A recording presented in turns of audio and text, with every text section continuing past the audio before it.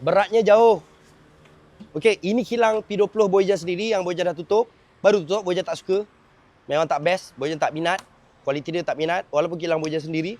Sebab kilang Boyajan memang sepatutnya buat barang production yang okey dan baik. Dia dua je, dia tak ada low quality, tak boleh. So, dia fail, meja makannya tak fail. Yang dia fail Cobra. Meja makan setakat ni dia tak fail. Kita orang jual meja makan P20, okey. Fail dia dekat Cobra. Cobra dia retak. So, Boyajan tak suka. Ada 4 kes. Tak suka. Okey, 1 tutup. Dia spoil macam tu je. Dah tak ada nak betul-betulkan lagi. Sebab Boyajan tak ada masa nak, tunggu orang berubah. Tak ada. Okey, yang ini P6 kilang orang. Bukan senang untuk dapatkan satu kilang orang buat yang customer Boyajan puas hati. Dia collab dengan Boyajan dari 2024. Cuma dulu production dia agak buruk. Boyajan share apa yang customer Boyajan nak. Dan kilang pajak ni mampu buat.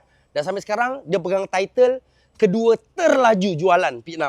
Betul. Okey. Yang ini P1. Macam mana pun barang kilang Boyajan tetap nombor 1 lah. Cuma begini geng. Ni istilahnya Kalau ini sebulan contoh dapat buat 40. Kalau yang ini 4. Hai sikitnya bos. Yes, dia memang macam tu. Dia tak boleh buat banyak, bukan sebab mahal. Dia sebab orang yang buat tak ada. So, Boyajan paling suka jual yang ini. Sebab dia harga pertengahan dan bukan kilang Boyajan dan kualiti dia okey, tak pening kepala aku nak jaga budak aku. Faham tak?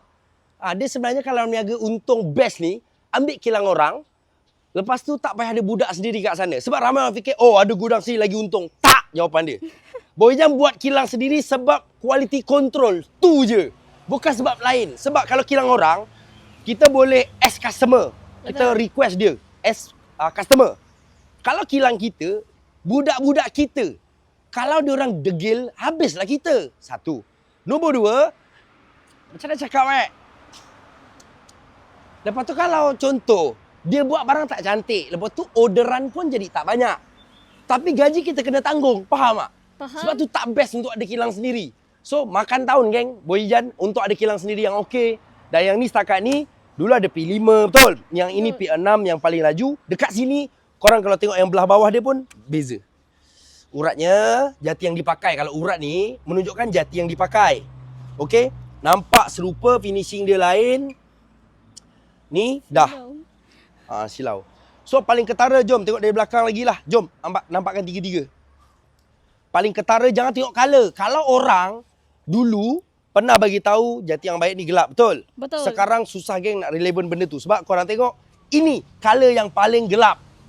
Tapi dia yang paling tak baik sekarang ni di antara comparison 3 ni. Nampak dia jom, nampak tiga-tiga. Ada beza.